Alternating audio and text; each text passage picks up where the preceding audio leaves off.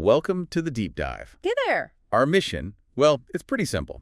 We take the sources you send us, could be articles, notes, research, you name it, and we cut through all the noise. Yeah, we pull out the key stuff, the insights that, really matter. Exactly. We give you that shortcut to being genuinely well-informed on the topic. Think of it as getting straight to the good parts. We're kind of your guides through the material you share, helping you see what's most important and why it's relevant for you. Precisely. And today, wow, we've got a really interesting deep dive lined up. The source material you sent in, it's incredibly rich. It really is. It's mainly an English language learning resource. Looks like maybe a script from a Masterclass or a big video lesson. Seems like it, yeah.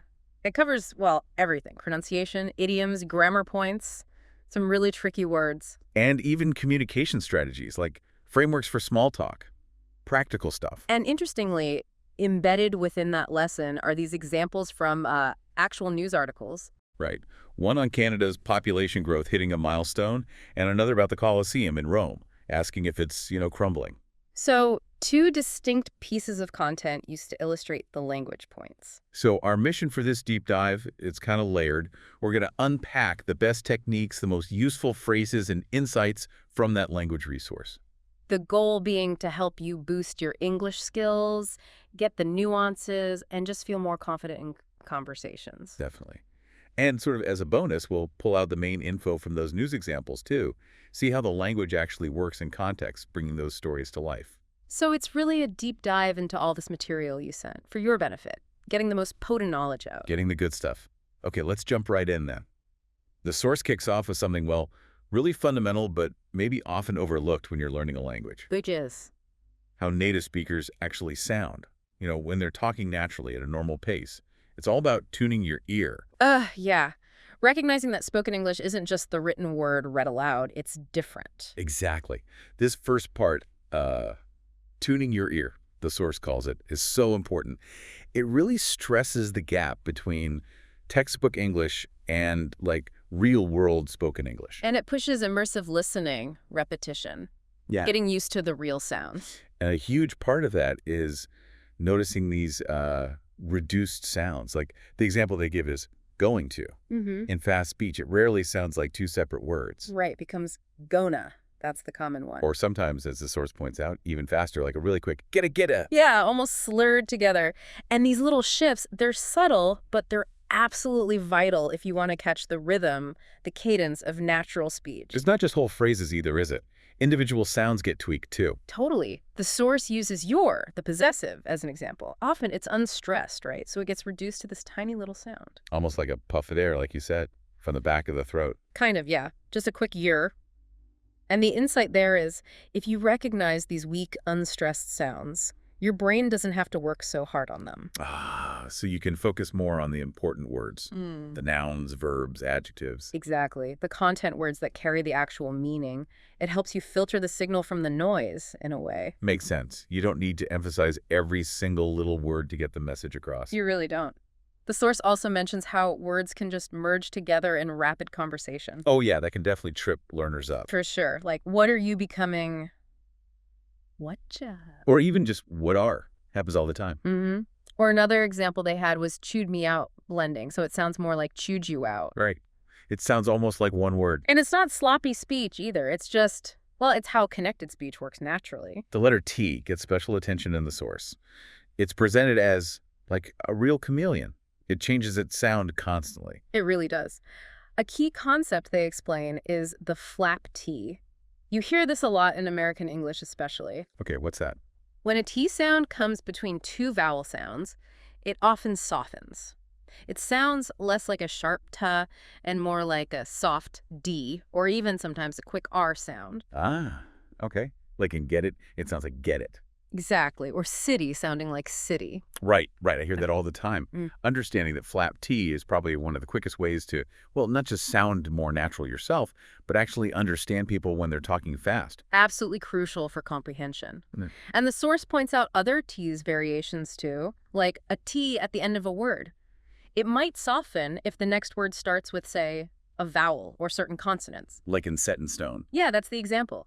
That T in set might sound almost like an ED sound, like set in stone or almost satin stone. It depends on the flow. Context matters. Wow. It's amazing how much one letter can shift depending on what's around it. It really shows you're not just learning sounds in isolation. You're learning how they interact, how they blend and change in the stream of speech. Yeah. The source also touches on silent letters. Those are always tricky, aren't they? Yeah. For pronunciation and spelling. Definitely. The classic example given is the word dodge. D-O-D-G-E. Right. You don't say that middle D at all. It's just dodge. Completely silent. Being aware of these helps you say the words right, obviously, but also reinforces the correct spelling when you write. So the source, this Masterclass script, it then lists a whole bunch of specific examples of these sound changes, these blendings. It's quite a list. Yeah, things like give it, becoming give it. Going to, becoming gonna. We mentioned that. Have to, becoming have to. Need to. Often reducing to just need to, like the T almost disappears. Chewed me out, blending into chewed you out. Nailed down, merging, sounding like nailed down. Tossing and turning, you often drop the G sound, right? Tossing and turning, and the D and N might blend. Oh yeah, the G dropping is super common. Then what do you have on the go? Shrinking down to wadya, or what you have on the go? I got a lot on my plate. That gotta becomes gotta. I got a lot on my plate. And that incredibly common one, let me know, turning into let me know. Let me know. Standard. Yeah. And another pattern they point out, which we see all the time in casual questions. What's that? Dropping auxiliary verbs. So instead of saying, are you going to the party? You might just hear, you going to the party, or even shorter. Like the example, any big plans this summer? Instead of, do you have any big plans? Exactly. Any plans, very common shortcut. It's just, it feels more natural in conversation, doesn't it? Yeah. Less formal. Totally. So the big takeaway from this whole first section for you listening is that recognizing these patterns, the reduced sounds, the merged words, the changing letters like the T, it isn't just about trying to sound like a native speaker. No, it's more fundamental than that, right? It's absolutely fundamental to understanding fast, natural speech when you hear it. Your ear needs to be tuned into this rhythm, this flow, not just expecting perfect, isolated words like in a textbook. Yeah, you've got to decode what's actually being said, not what you think should be said based on the spelling. It's a crucial first step, decoding real spoken English. Okay, absolutely vital. So once your ear is starting to get tuned in, the next big hurdle, or maybe opportunity, is understanding all those colorful expressions native speakers sprinkle into their conversations constantly. Ah, yes, the idioms and phrasal verbs. Exactly. The stuff that doesn't always mean what the individual words seem to suggest. And this section in the source material, wow, it is extensive. Loads of practical phrases. And these are just essential, aren't they? Both for sounding more natural yourself, but also just for understanding the nuances, the things that literal translations completely miss. Totally. Let's dive into some of the key ones highlighted in the source. They cover a lot. Okay, where should we start? How about a simple, friendly one? Give me a shout. Give me a shout. Yeah, that's just a very casual way to say, call me or get in touch, let me know. The word shout here isn't literal yelling, obviously. Right, just informal for contact. Yeah. Got it. How about figure it out? Seems common. Very common. To figure it out just means to solve a problem or to understand something, to find the answer. And the source actually uses this one as an example to talk about grammar, too. Right? The difference between already and yet. That's right. Good catch. Like, I've already figured it out. Using already because the action is complete and there's a result. Now you understand it. Versus I haven't figured it out yet. Using yet because it's something not completed up to this present moment. Exactly. A neat little grammar point tied directly to a super common phrase. Simple but crucial difference. Okay, let's pick out a few more that add a bit more, flavor or imagery. Rest on your laurels. Ooh, good one. Rest on your laurels. This means you become complacent, you stop trying hard because you're satisfied with your past successes. Like you won something and now you're just kicking back. Pretty much. The image comes from ancient Greek and Roman victors who were awarded laurel wreaths. So resting on your laurels is like you're just admiring your old trophies instead of striving for new achievements. Don't get complacent. Connects the history right to the meaning. I like that. Okay, simpler one. Go out for a bit. Straightforward. Go out means to leave a place, usually your home or office, temporarily. And for a bit just means for a short period of time. So just a casual way to say, I'll be back soon. Exactly. Just popping out for a bit. Now, if you want to ask someone about their interests, but in a relaxed, friendly way. What are you into? That's a fantastic, open-ended, casual question. You're asking about their hobbies, their passions, what they enjoy doing in their free time. Much better than just, what are your hobbies? sometime. Yeah, feels less like an interview question. Okay, and what about signaling that you've discovered something surprising? Turns out, that's your phrase, turns out it's a really handy way to introduce information that was unexpected or something you just found out. Like, I thought the meeting was canceled, but turns out it's still on. Exactly. And the source notes, you can often drop the it in spoken English. Just start with turns out. Right. Like, turns out he knew my cousin. Nice shortcut. Okay, let's maybe grab a couple more idioms that show different kinds of nuances. Rub off on someone. Yeah. This describes how a quality, maybe a habit or an attitude, from one person can kind of transfer to another person just through being around them a lot, influenced by association.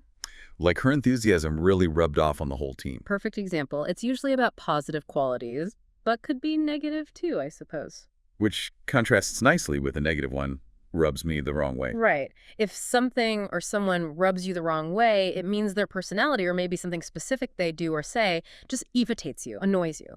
It gives you a slightly negative feeling even if you can't always pinpoint why. Doesn't mean you hate them, just something bothers you. Exactly. It's about that feeling of friction or irritation. Okay. And if you have a strong feeling about something but no real proof? Had a hunch, or I have a hunch. It refers to an intuitive feeling, a gut instinct, a suspicion that something is true or is going to happen, even without concrete evidence. I had a hunch you'd say that. Yep, that kind of thing. Let's look at one related to being prepared or finished. Are you all set? Oh, that's a super versatile and common question. Are you all set? Just means, are you ready? Do you have everything you need? Are you finished? You hear it everywhere, right? Yeah. Restaurants, shops, before starting a meeting. All the time. All set. Yep, all set. Very standard exchange. Okay. How about if something didn't begin well? You could say it got off to a rocky start. Rocky start. Yeah, the structure get off to a start is quite common. Rocky here implies it was difficult, unstable, problematic right from the beginning. Things weren't smooth initially. Our project got off to a rocky start, but it's better now. Perfect. And if you're feeling overwhelmed with tasks, got a lot on my plate, or I've got a lot on my plate. Very common idiom to express that you're extremely busy, juggling many responsibilities or tasks. Like your plate is overflowing with things you have to deal with. That's the image. Yeah. Okay, look, the source has, a huge list of these idioms and phrasal verbs. We could be here all day just listing them. We really could. It's quite comprehensive. But I think the real power of this section in the source isn't just memorizing definitions, right? It's realizing how many of these expressions exist and how incredibly frequently native speakers use them. Absolutely. The goal isn't just rote memorization.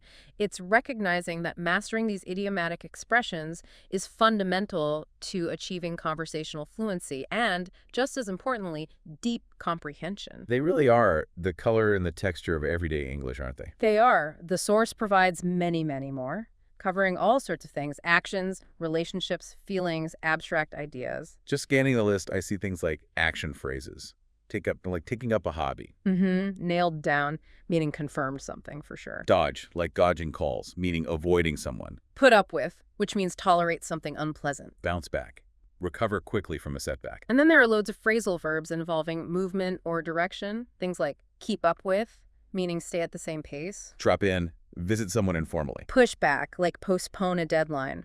Get around, like how do you travel in a city? Put off, meaning procrastinate or delay doing something. Take off, like a plane leaving or a career becoming successful quickly. Take after, meaning resemble a relative. Take apart, disassemble something. Take over, assume control. Take someone out, like invite them somewhere and pay. Get into trouble, get behind someone, meaning support them. And that classic point of confusion. Let me guess. Get on versus get in. You got it. Get on off versus get out of.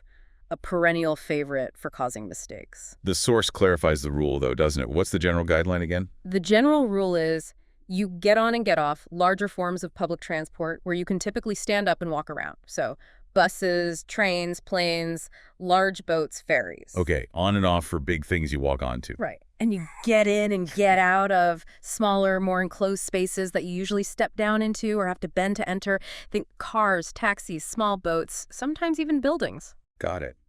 In and out of cars and taxis, on and off buses and trains.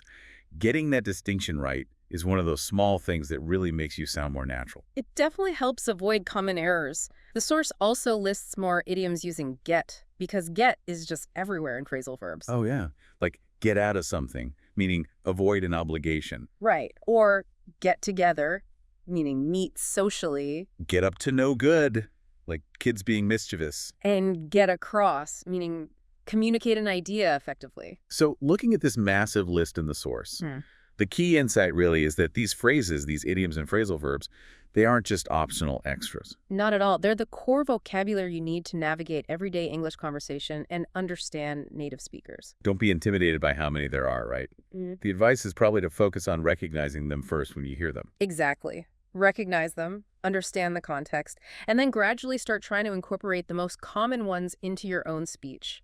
They're high frequency for a reason. They're the language of daily life. They really are kind of the secret handshake of fluent speakers, aren't they? Yeah. Okay, so shifting gears a little bit from these specific expressions, let's look at what the source says about more general casual English and also some specific grammar points that can, refine your communication, make it smoother. Right. Moving towards language that feels a bit more relaxed, more fluent, and also ironing out some of those common grammatical wrinkles that can trip people up. Okay, so the source lists several handy casual phrases. First one, hit the books. Means to start studying seriously, usually for exams or a big project. Pretty common student slang, but used more widely too. Got it. Simple admission of fault. My bad. Super informal. Just means, oops, my mistake, or sorry about that. Quick and easy way to take responsibility for something small. And those phrases for saying something isn't a problem. Like, no worries. No worries, no big deal, or even shorter, no biggie. Very, very common responses to thank you or when someone apologizes for something minor. Just means, it's okay, don't worry about it. If you strongly agree with someone, You might just say 100%. like absolutely, totally agree. Exactly, it's an emphatic way to show complete agreement. Expressing strong interest in something casually. I'm really into hiking, or I'm really into jazz music, a very natural way to share your passions or hobbies. And this is a modern one. Yeah. Using brand names as verbs. Oh, yeah. Like, let's Uber it instead of let's take an Uber, Right. or just Google it. Super common now. Shows how language evolves with technology and culture. It really does. How about expressing surprise or disbelief? The source suggests that's wild. Yeah, similar to saying, that's crazy, or wow, that's unbelievable, just expressing strong surprise. Okay. Giving permission informally. Like if someone asks, can I ask you something? You might just reply, shoot. Shoot, meaning go ahead, ask your question. Yep. Very informal, very common. And one more, sending something electronically. Can you flip me the invite? Using flip in that context is pretty modern, informal slang for send or forward, usually an email or electronic file. Flip me the details. Interesting. These casual phrases, they're like quick wins, aren't they? Easy ways to make your spoken English sound a bit more natural and relaxed. Definitely. They grease the wheels of conversation. Now, for the grammar points, the source highlights. First, it revisits already versus yet. Right, we touched on this with figure it out. What's the main reinforcement here? Just hammering home that already is generally used in positive statements about actions that are completed, often implying a present result. I've already eaten. And yet is typically for negative statements. I haven't eaten yet. And questions, have you eaten yet? Referring to something expected but not happened up to now. Exactly. Simple rule, but a very common area for mistakes. Getting it right makes a difference. Okay. The source also gives a quick, helpful overview of modal verbs. Those can be tricky. They can. It runs through the main functions quickly. Can for ability, permission, possibility. Could for polite request, possibility, past ability. May for more formal permission, also possibility. Might, usually for possibility, often seen as a bit weaker or less certain than may or could. Right. And then should and ought to for giving advice or suggestions. The source notes ought to is a bit less common nowadays. Maybe sounds slightly old-fashioned to some. And will and would for requests. With would generally being the more polite option. Would you mind? But the real value, I think, comes when the source shows these modals being used in practical, relatable situations for giving advice. Yeah, the examples were good. Like using must for deduction. He missed the meeting, he must be sick. Or strong obligation. Or have to for necessity. I have to finish this report today. Should for straightforward advice. You look tired, you should get some rest. And using those conditional structures for hypothetical advice, that's really useful. Like, if I were you, I would talk to the manager. That's the second conditional, right? For unlikely or imaginary situations. Exactly. Or if I had enough money, I would buy that car. Again, second conditional. These examples show how modals aren't just abstract grammar rules. They're tools we use constantly for negotiating, advising, speculating, everyday interactions. It definitely makes them seem more practical. Okay, the source then zooms in on verbs we use for recommendations and suggestions. Specifically, recommend, suggest, and advise. Right. And it points out the two main grammatical patterns you use after these verbs. Okay, what are they? First, you can follow them with a gerund. That's the verb ending in, used like a noun. I recommend trying the seafood paella. I suggest booking tickets in advance. Okay, recommend doing something, suggest doing something. Got it. The second pattern is you can follow them with a full clause, usually involving a subject and a verb, often with the word that included, though it can sometimes be omitted in casual speech. Like, I recommend that you try the paella. Or just, I recommend you try the paella. Exactly. I suggest that we leave early. Recognizing these two patterns, gerund or clause, helps you structure your recommendations correctly and sound natural. Useful patterns to know. And related to advice, there's a quick but really important note about the noun advice. Ah, yes, the classic mistake. What is it? Advice is uncountable. You cannot make it plural. You can't say advices. Yeah. Never, ever say advices. It's a guaranteed error. Right. You have to say some advice, or if you want to count it, use a phrase like a piece of advice or two pieces of advice. Good point to emphasize. Also, the source briefly clarifies the difference between on time and in time. Okay, quickly, what's the difference? On time means exactly at the scheduled or expected time. Punctual. The meeting started on time at 9 a.m. Okay, and in time? In time means before a deadline, or early enough to do something, or just before the last possible moment. We got to the airport just in time to catch our flight. You weren't late, you made it. Got it. On time, punctual. In time, early enough. Makes sense. The source also digs into how we use the word all. It notes that when you're talking about specified groups, you can often say either all of the students, or more commonly in casual speech, just all the students. So all the students pass the exam is fine. Generally, yes, especially in spoken English. The source does mention that using of all of the students is always grammatically safe and maybe slightly more formal or emphatic. All the is very common, though. But there's a big exception, a place where you must use of. Yes, with pronouns. If all is followed by a pronoun like us, them, you, it, etc., you absolutely must use of. So all of us, all of them, all of you. Correct. You cannot say all us or all them. That's a definite grammatical error. All of us are going. Okay, that's a really important rule to remember. All of before pronouns. Finally, for these grammar notes, the source clarifies the specific usage of the phrase up to when it means doing. Right, like asking, what are you up to this weekend? Meaning, what are you doing? So how is its usage specific? The source explains that this meaning of up to is generally used in questions, what were you up to? And negative statements, I wasn't up to much, meaning I wasn't doing much. Ah, so you wouldn't typically use it in a positive statement. You wouldn't say, I was up to watching a movie. Exactly. That sounds unnatural. You just say, I was watching a movie. So up to, meaning doing, is mostly for questions and negatives. Okay, that's a subtle but useful distinction. Phew, that wraps up the grammar notes from the source. For you listening, these points really tackle common areas of confusion or provide simple structures that can make your English sound more polished, more natural. They're definitely actionable insights pulled straight from the material you sent, little tweaks for accuracy and fluency. Definitely. Okay, now let's shift our focus again. We're going to look at those two news articles that were embedded in the source material. They were used as examples in the language lesson, right? Right, to illustrate vocabulary or concepts. But they also contain interesting information in their own right.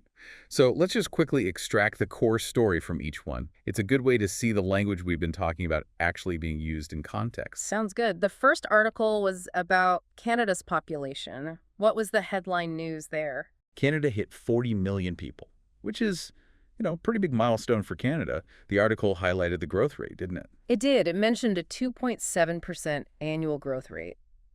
And it put that in context, saying it was the highest annual growth rate since 1957. Wow, 1957. That's right in the middle of the post-war baby boom. Exactly. So it gives you a sense of how significant that 2.7% rate is historically. The article also included some projections looking forward. Yeah, it noted Canada reached 30 million back in 97, and based on current trends, it could hit 50 million as early as 2043. As early as that phrase suggesting the soonest possible estimate, right? A projection, not a certainty. Precisely. And it mentioned a record increase just in the previous year. A huge number, wasn't it? Over 1 million people. 1.05 million people added in just 1 year. A record. And the main driver, the overwhelming reason for that huge increase. International migration. The article stated it accounted for, get this, 96% of the population increase. 96%. That is staggering. That figure alone just shows how much Canada relies on immigration for growth. Absolutely, and it includes both permanent immigrants and temporary residents, like students and workers. The article mentioned Canada welcomed over 437,000 permanent immigrants in 2022 alone. And the article explained why there's such a focus on immigration, didn't it? It's not just about numbers. No, it's strategic. The article directly links it to tackling Canada's demographic challenges, specifically an aging population, all the baby boomers reaching retirement age, and coupled with that, a low birth rate domestically.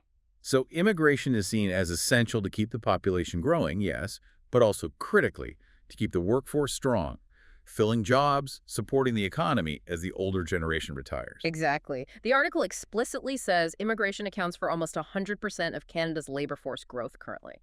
That's how vital it is to the economy. And there was one more projection about the proportion of immigrants in the population. Yeah, it projected that immigrants could make up something like 30% of Canada's total population by 2023. We noted the date might be a typo in the source or refer to the end of that year, but the point remains. The point is a significant demographic shift, with a much larger percentage of the population being immigrants compared to the past. Definitely. So, quick summary for the Canada article. Rapid population growth hitting 40 million, fueled overwhelmingly by international migration, 96% of recent growth, which is strategically vital for the economy and workforce due to an aging population and low birth rates. A very clear picture painted by that article. Okay, now let's hop over to Rome, the Colosseum. The central question in that piece was about its condition, right? Using the word crumbling. Yeah, is the Colosseum crumbling? And the source even defined crumbling for clarity, breaking into small pieces. Creates a vivid, slightly alarming image. It does. The article sets the scene, describing the Colosseum, iconic site, one of the world's most famous landmarks, a new seven wonder of the world. Right. Biggest ancient amphitheater ever built. Completed way back in 80 AD, over 2 millennia ago. Famous for gladiators, Roman history, all that stuff. And the scale is just mind-boggling. Held 50,000 people, covered 6 acres, used over 1 million tons of materials. Just an incredible feat of engineering for its time. Truly staggering. So these reports of it crumbling, where did they come from, according to the article? It seems they stem from observations of, basically, bits of rock falling off, little pieces of stone. Okay, so not huge chunks collapsing. Doesn't sound like it from the article. Yeah. And it mentions a theory put forward by an environmental group about potential causes. Right. They suggested that maybe exhaust fumes from nearby traffic and vibrations from cars and the subway line that runs close by might be contributing to the deterioration. Which brings up that classic dilemma for ancient sites in modern cities, doesn't it? How do you protect them from the impacts of modern life, traffic, tourism? It's a constant balancing act, accessibility versus preservation. But the article then gives the official response from the Colosseum's director. Yes, and what was her take? She denied the reports that it was crumbling. The word used was denied, meaning she stated they weren't true. Okay, so what was her explanation for the falling stones? Her explanation, as reported, was basically that, yes, small stones do fall sometimes, but it's just natural wear and tear. Stuff caused by rain, wind, birds nesting, the effects of time on an ancient structure. So she saw it as minor damage needing regular maintenance, not a sign of a major structural problem. Exactly. The article quotes her making an analogy. She compared it to teeth needing fillings sometimes. Ah, okay. Like getting a filling doesn't mean your whole tooth is about to collapse. It's just necessary upkeep. That was the idea. A relatable way to frame it as maintenance, not impending disaster. Makes sense. The article also did a nice job of capturing the symbolic meaning of the Colosseum, didn't it? Beyond just the physical structure. It really did. It talked about how its history represents both the incredible power and brilliance of the Roman Empire. Using words like sheer power, sheer as an intensifier there, calling it marvels to behold, things to admire. But then it pivots very sharply to the brutality. The systematic killing that took place there, hundreds of thousands of people and animals losing their lives for entertainment. Yeah, it uses the phrase, bears a grim reminder. Grim, meaning unpleasant, serious, a reminder of that cruelty. And it says that cruelty is core to its history, like fundamental, inseparable from what the Colosseum represents. It's not just an architectural wonder, it's also a monument to that darker side. It's a really stark contrast, isn't it? This magnificent structure built for essentially mass entertainment through violence. Gives you a lot to think about. So, summarizing the Colosseum article, reports of crumbling seem linked to minor stone falls. The director denies structural issues, attributing it to natural wear and tear requiring maintenance. And the site itself stands as a powerful symbol of both Roman architectural genius and its profound brutality. Seeing how the language is used in these real-world articles definitely helps bring the facts and the interpretations to life. It shows how specific word choices really shape the story being told. Absolutely. And the source, remember, also pulled out some specific advanced vocabulary from these articles just to highlight how certain words add precision or formality. Right, words like surpass, used for the population numbers, sounding a bit more formal than just exceeds. Emerge, like a structural problem might emerge, suggesting it appears gradually. Constitutes, like migration constitutes the growth, meaning it makes it up, emphasizing its key role. Incessantly, meaning without stopping, like a debate might go on incessantly. Inevitably, meaning it can't be avoided, like growth inevitably leads to new demands. Disparities, meaning inequalities. Resilience, like the Colosseum showing resilience, its ability to withstand time and damage. Controversy, for the disagreement about the falling rocks. Vast, describing Canada's landscape. Ancient, for the Colosseum. Ubiquitous, meaning found everywhere, which maybe relates more generally to information access today. These words, often considered C1 level or higher, they definitely add a layer of sophistication and precision to the reporting. Understanding them lets you grasp the full nuance of the text. Okay, fantastic. So we've covered tuning the ear, we've navigated a sea of idioms and phrasal verbs, we've looked at casual English, polished up some grammar points, extracted the core info from those news stories. Now, let's dive into a section that I think many learners find challenging, but it's incredibly valuable. What's that? Decoding tricky words. You know, those words that are really easy to misuse, maybe even native speakers get them wrong sometimes. Understanding their actual meaning adds so much precision to your language. Ah, yes, the common pitfalls. This section in the source is really insightful because it doesn't just give definitions. It focuses on clarifying those common misconceptions. Exactly, and it starts with a specific category of tricky words. Homographs. Homographs. Yeah, Words that are spelled the same. but pronounced differently and have different meanings. Classic recipe for confusion. Totally. You absolutely need the context or you need to hear the word spoken to know which meaning is intended. The source lists several pairs. For example, B-O-W. Right. It can be pronounced bow, rhyming with go. That's the verb meaning to bend at the waist, like showing respect. And it can be pronounced bow, rhyming with now, or cow. That's the noun, like a decorative knot on a present or what you shoot arrows with. Same spelling, totally different sound, totally different meaning. Okay, L-E-A-D is another one. Yep. Pronounced lead, rhyming with need. That's the verb meaning to guide, to be in charge, to go first. And pronounced lead, rhyming with bed. That's the heavy metal. Okay. P-B on the periodic table. Got it. T-E-A-R gives us. Tear, rhyming with hear or fear. That's the noun, the drop of water from your eye when you cry. Versus tear, rhyming with hair or bear. That's the verb meaning to rip something like paper. W-I-N-D. Can be wind, rhyming with send. That's the noun, moving air. Or wind, rhyming with find. That's the verb meaning to turn or coil something, like winding a clock or a string. And M-I-N-U-T-E. This one depends on stress. Right. Stress on the first syllable, M-I-N-U-T. That's the unit of time, 60 seconds. Stress on the second syllable, minute. That's the adjective, meaning very, very small. Tiny. So minute versus minute. Wow. The source lists a few others too, right? Like desert, desert, live, live, read, read, close, close, content. Yeah, the list goes on. But the key takeaway from the homograph section is simply be aware. Seeing the word written down isn't always enough. Context is king, or hearing the pronunciation.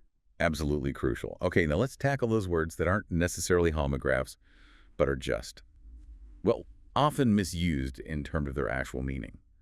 The source clarifies several common ones at an intermediate level first, starting with maybe the most famously misused word of all, literally. Oh, literally, yes. It's so often used just for emphasis, isn't it? In a figurative way, like, I was literally dying laughing. Right, but It's correct. Original meaning is actually, factually, without exaggeration. So if you say the house was literally underwater, you mean it was actually flooded, not just that you felt overwhelmed by housework. Exactly.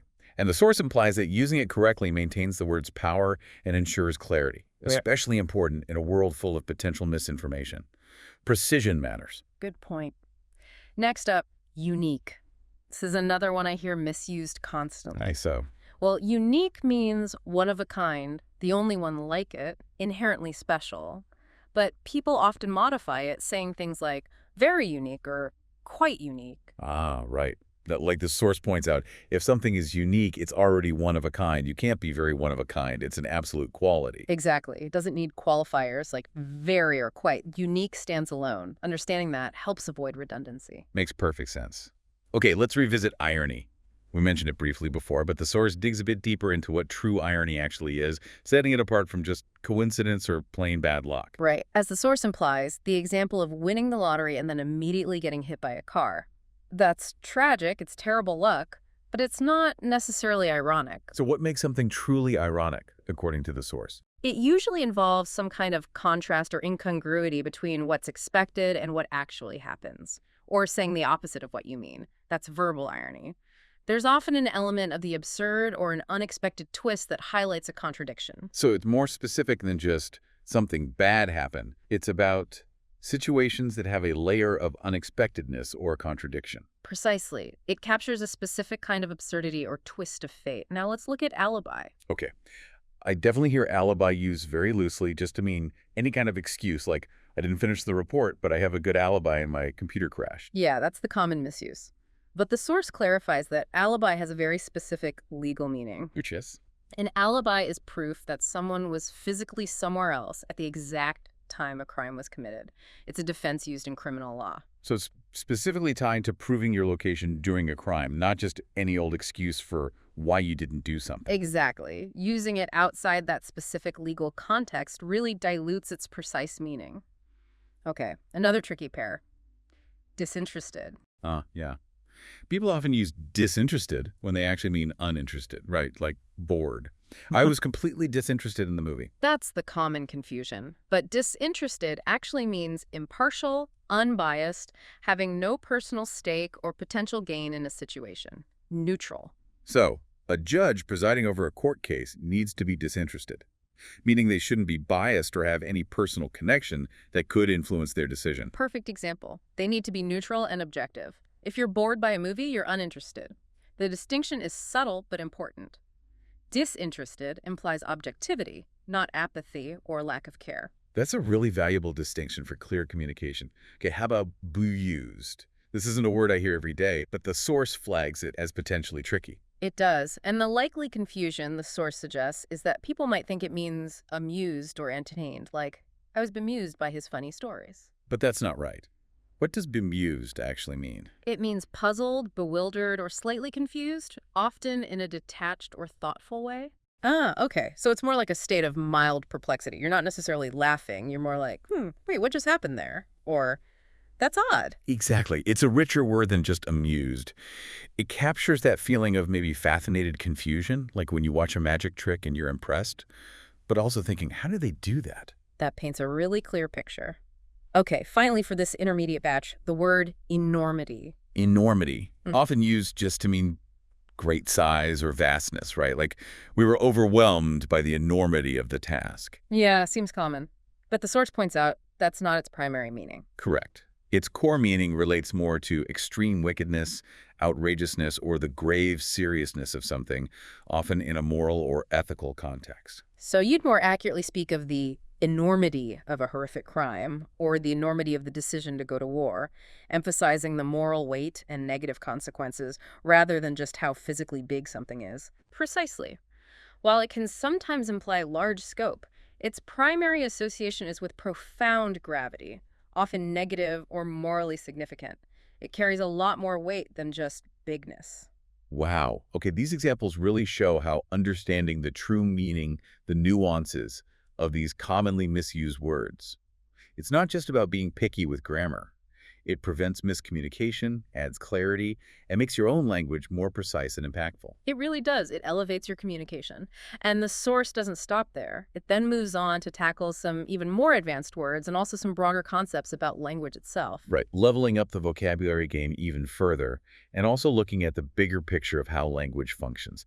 Let's start with those advanced words that are often misused. First one on the list, decimate. Decimate. Very common to hear this used as meaning totally destroy, completely wipe out. The town was decimated by the hurricane. But the source reminds us of its original meaning, from Roman history. Exactly. Originally, to decimate a legion meant to kill 1 out of every 10 soldiers as a punishment, a reduction by 1/10. 1/10. That's very different from total destruction. Very different. Now, the meaning has certainly evolved, and today it does mean to cause severe damage or kill a large proportion of something, but usually it still implies a severe reduction, not necessarily complete annihilation. Understanding its origin adds a layer, showing language carries history. Interesting. Okay, next advanced tricky word, peruse. Peruse.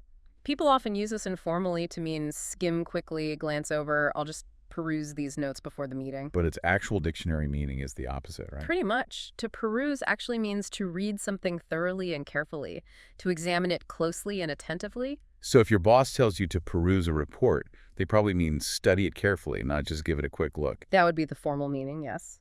It implies careful attention despite the common casual misuse. Good to be aware of the formal definition. Definitely. How about nonplus? Nonplus. This one is less common, maybe, but as the source notes, often misused when it does appear. What's the core meaning clarified in the source? My understanding from the notes is that to be nonplussed means to be in a state of being so surprised and confused that you're unsure how to react or speak. Utterly bewildered. That's the key. It's not just mild confusion. It's being completely taken aback, caught off guard, perhaps momentarily speechless because you just don't know what to make of a situation. Like that deer in the headlights feeling, but driven by surprise and confusion rather than just fear. That's a good analogy. It's that momentary loss of composure due to bewilderment, a very specific state. Okay. Next, plethora. Plethora. I often hear this used simply to mean a lot of something, usually positive. We have a plethora of choices. And that's generally okay, right? But the source adds a nuance. Yes. While it does mean an abundance or a large quantity, its original meaning, and often its subtle connotation today, implies an excessive or even overwhelming amount. Sometimes, too much of a good thing. So a plethora of options might subtly suggest there are so many options it's actually difficult to choose, not just that there's a good wide selection. Exactly. It can carry that nuance of excess or being slightly overwhelmed by the sheer number. It adds a layer of sophistication beyond just saying a lot. Got it. Now, factoid. Factoid. My first thought is like a small, interesting, perhaps trivial piece of factual information, like pub quiz trivia. That's definitely the common usage today. But the source reminds us of its origin, doesn't it? It was a coined term. Right. And its original meaning, when coined by Norman Mailer, was something that looks like a fact, is presented as a fact, but is actually false or unsubstantiated. Something created by the media, perhaps. Wow. So its original meaning was almost the opposite of what we think now. It implied skepticism or doubt about the information's truthfulness. Pretty much. Language evolves, obviously, and most people using factoid today mean a small fact. But knowing its origin is fascinating. And maybe, as the source hints, if you're unsure about the accuracy of a piece of info, calling it a tidbit or piece of trivia might be safer than using factoid, given its history. That's a really interesting example of how word meanings can drift. Okay, finally, in this advanced tricky words section, a pair that is absolutely fundamental to get right for clear communication. Infer versus imply. Oh, yes. Crucial distinction. People mix these up all the time. So what's the difference again, according to the source? To imply is something the speaker or writer does. They suggest or hint at a meaning without stating it directly. They put the suggestion in. Okay, the speaker implies and infer. To infer is something the listener or reader does. They draw a conclusion or deduce a meaning based on the evidence or what was implied. They take the meaning out. So the writer implies, the reader infers. The speaker implies, the listener infers. Exactly. It's a two-way street, a subtle dance of communication. Misusing these terms can lead directly to confusion about who is suggesting what and who is concluding what. Mastering this is pretty essential for navigating conversations and texts accurately. Absolutely. These advanced words, understanding their precise meanings, their histories even, it really sharpens your ability to understand complex ideas and express yourself with accuracy. It makes you a more critical reader and listener and a more precise speaker and writer. And beyond these specific words, the source also touches on some broader language concepts, which are really illuminating. It does, moving beyond individual words to the bigger picture of how language works. Concepts like etymology. Right, the study of word origins and how their meanings have evolved over time, like being a language detective. We kind of did that with Decimate and Factoid, uncovering the history hidden inside words. The source mentions quixotic, coming from Don Quixote as another example, adds so much depth. It really does. And then there's the fundamental role of grammar and syntax. Basically, how we arrange words into sentences to create meaning. The structure of language. The source uses the analogy of building a house. Words are the bricks, but grammar and syntax are the essential structure, the blueprint, that holds it all together and makes it function effectively to convey complex ideas. Good analogy. Then, ambiguity. The quality of being open to more than one interpretation. The source notes this can sometimes be used deliberately, like in poetry or humor, but often, if unintended, it's just a source of confusion. Clarity is usually key. Okay, connotation versus denotation. Also crucial, denotation is the literal dictionary definition of a word. And connotation. Connotation refers to the associated feelings, ideas, cultural implications, or emotional baggage that a word carries beyond its literal meaning. Word choice based on connotation has a huge impact on the tone and the message received. Yeah, choosing between determined and stubborn, for example. Similar denotation, very different connotation. Exactly.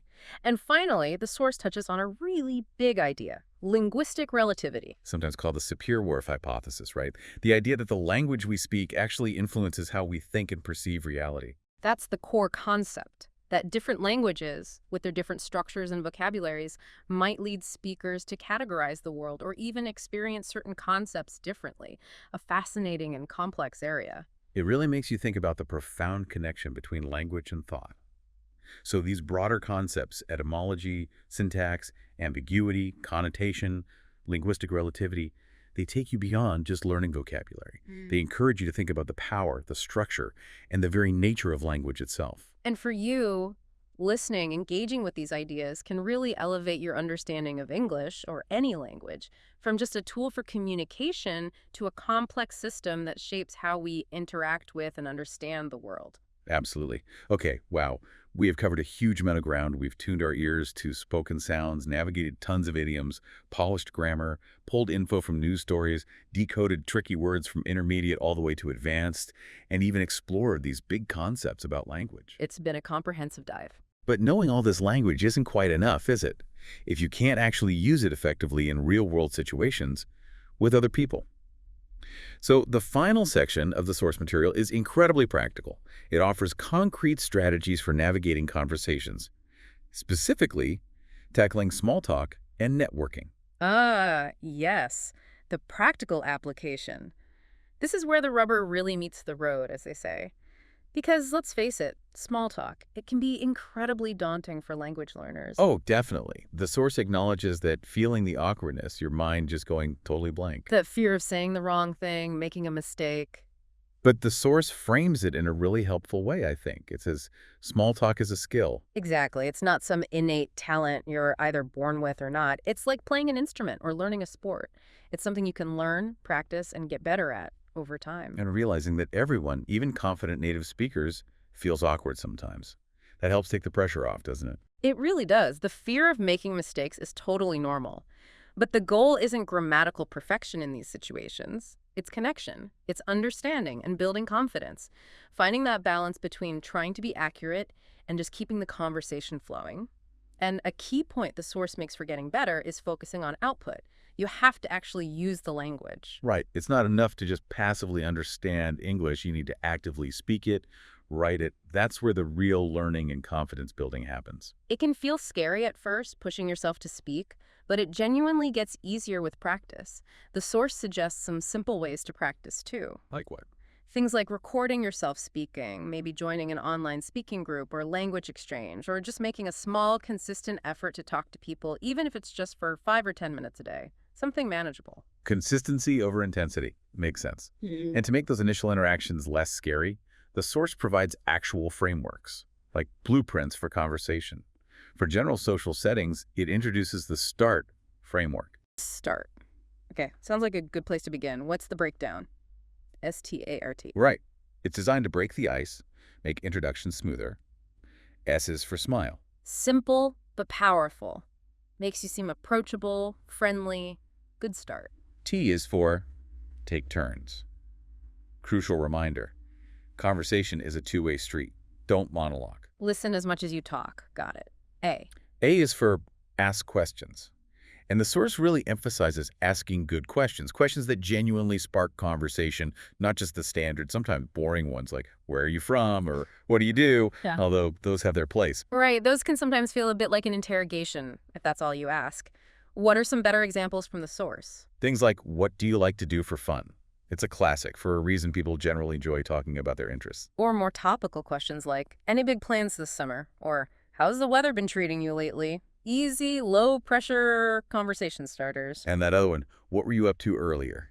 Mm-hmm. Use that up to phrase we discussed, meaning doing, connects to the immediate context. Good examples. Okay, R in start. R is for respond. Actively listen to what the other person says and respond thoughtfully. Show genuine interest. Ask follow-up questions based on their answers. Engagement. Makes sense. And the final T. The final T is turn it back. This is vital. After you've shared something about yourself, turn the conversation back to the other person with a question. Don't just leave it hanging after your answer. Ask about their experience related to the topic. Keep the ball rolling back to them.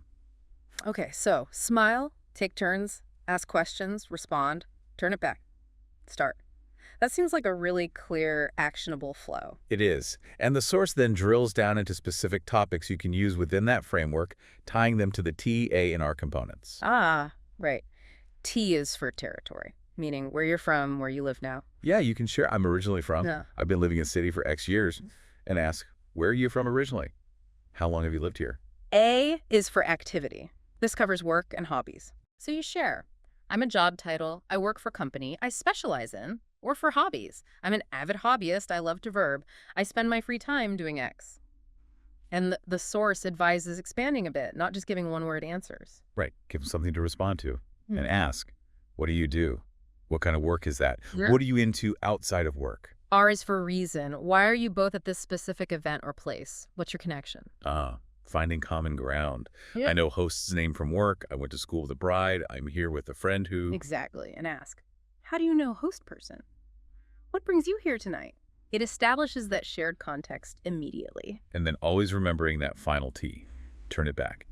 End your share with a question directed at them about their territory, activity, or reason. That START framework with the TAR topics, it really provides a solid, practical roadmap for navigating those potentially awkward first few minutes of social interaction.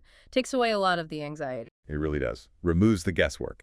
Now, for more formal situations like professional settings, conferences, networking events, the source offers a different framework. Impact T. Impact T. Okay, sounds more business-focused, which makes sense. Let's break that one down. I. I is for identity, your professional identity. Name, title, maybe years of experience, area of specialization. Right. Crisp introduction. Phrases like, I'm name, a title with over X years of experience in field, or I specialize in. M is for motivation. What drives you professionally? What are you passionate about in your work or industry? Shows a bit more personality I've always had a passion for. I'm really interested in the potential of technology area, too. P is for projects. What are you currently working on? Be specific but brief. Give concrete examples. Currently, I'm leading a project focused on. My main focus right now is designing. Makes your work tangible. A is for aspirations. What are your goals, especially related to this event or your career path? What are you hoping to achieve by being there? Sets context for the interaction. My goal here today is to connect with experts in. I'm hoping to learn more about. My long-term goal is to. C is for connection. Find common ground with the person you're talking to. Reference something specific if you can. Yeah, maybe something they said in a presentation or a shared contact. It's great to meet you. I really enjoyed your point about X. Or simply ask about their focus. And the final T in impact. Takeaway or next step. What's the desired outcome of this brief interaction? Exchange contact information. Schedule a follow-up call. Suggest connecting on LinkedIn. Make the connection actionable. And, crucially, always end your introduction with a question to engage them.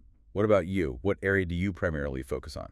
shift the spotlight. These frameworks, start for social and impact for professional, they are incredibly valuable because they give you structure, they give you specific phrases you can adapt, they make those initial moments of meeting someone new much, much less intimidating. They really are like having a toolkit, aren't they?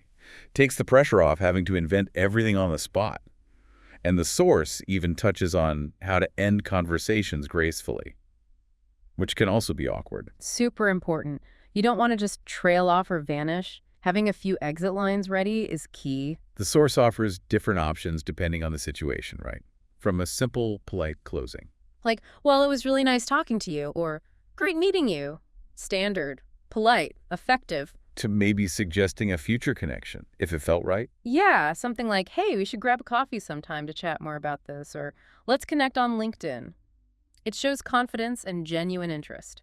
Leaves a good final impression, even if the coffee never actually happens. Good point. And for a quicker, more casual exit if you're genuinely needing to leave or running late. Simple, friendly phrases work best. Anyway, I should probably get going, but catch you later. Or have a great rest of the event day. Keep it light and positive. So from breaking the ice with start or impact to having polite ways to wrap things up, the source really provides practical, actionable language and strategies for the whole interaction. It does. It gives you the tools to navigate the social world more confidently. For you listening, this final section is just pure gold, I think. It's about taking all that language knowledge, the sounds, the idioms, the grammar, and actually putting it into practice in real-world situations. It provides concrete steps and phrases to help turn that theoretical knowledge into practical communication skill and hopefully more confidence. It really demystifies the art of conversation and gives you a plan you can actually follow. Okay. Phew. That was quite the journey. We have covered a truly vast landscape in this deep dive. And remember, this was all drawn from that single rich source material you sent in. We really did cover a lot. We started way back with tuning your ear right, recognizing those reduced sounds, the blended words, the rhythm of actual spoken English. Then we plunged into that huge ocean of idioms and phrasal verbs, understanding they're not just decoration, they're the core of everyday talk. We highlighted key examples, but acknowledged the sheer volume provided in the source.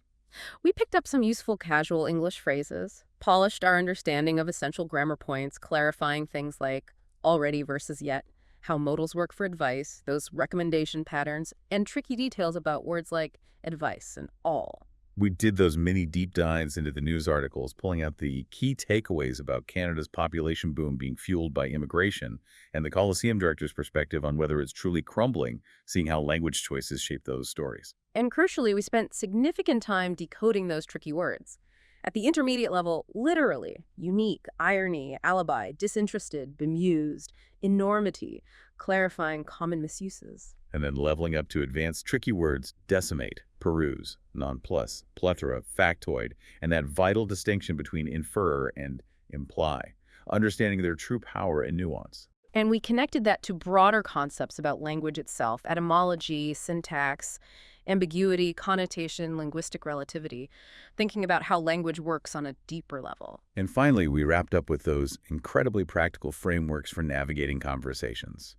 The START method for social situations, the impact method for professional networking, plus tips for gracefully ending an interaction. It really was a comprehensive exploration of the material you provided, pulling out actionable insights across so many different dimensions of learning and using English. Absolutely. I feel like it delivered on that core mission, giving you a shortcut to understanding the subtleties of spoken English, a shortcut to using more natural expressions, a shortcut to avoiding common pitfalls, a shortcut to grasping complex info, and ultimately a shortcut to feeling more confident when you communicate. And remember, it's always about the journey, right? Progress, not perfection. Embrace the challenges, notice the steps forward you're making, and try to keep the learning process engaging, maybe even fun. Well said. Okay, so as we wrap up, here's a final thought for you to maybe mull over, something that builds on everything we've discussed today. Okay, let's hear it. Considering the incredible complexity of language that we've seen, the sheer number of idioms, the subtle shades of meaning in tricky words, the way meanings like factoid or decimate can shift over time. How does becoming more aware of the precise meaning and maybe even the history of the words you encounter, how did that change the way you interpret the information you see and hear every single day? Ooh, interesting question. Does it make you read headlines with a more critical eye? Do you start listening more closely for the connotations, the implied meanings in what people say? Does it make you more aware of the power that specific word choices have in shaping narratives, shaping our perceptions of reality? Exactly. In our world that's just saturated with information, does that deeper language awareness become a tool for clearer thinking? Something to ponder. Definitely a lot to think about there, the power and pitfalls of words. Indeed. Well, first off, a huge thank you for sending in this incredibly rich and detailed source material. It gave us so much to work with for this deep dive. Yes, thank you. It was a fascinating set of resources. And just as a final practical takeaway for you listening, we really encourage you to pick just one small thing, one specific insight or technique we discussed today. And actively try to put it into practice this week. Maybe it's using one of those starter impact questions the next time you meet someone new. Or maybe it's just consciously listening for a specific reduced sound, like the flap T, or trying to spot an idiom when you're watching a show or listening to a podcast in English. Perhaps you could try using one of those tricky words we clarified. Maybe disinterested, or peruse, or imply correctly in the sentence yourself, either speaking or writing. Taking that small active step is really where the learning clicks. That's how these insights move from just being information in your head to becoming part of your actual language toolkit. Absolutely. Yeah, that's where the real progress happens. Well, thanks again for joining us for this deep dive. We genuinely hope it's been useful and valuable for you. We'll catch you on the next one.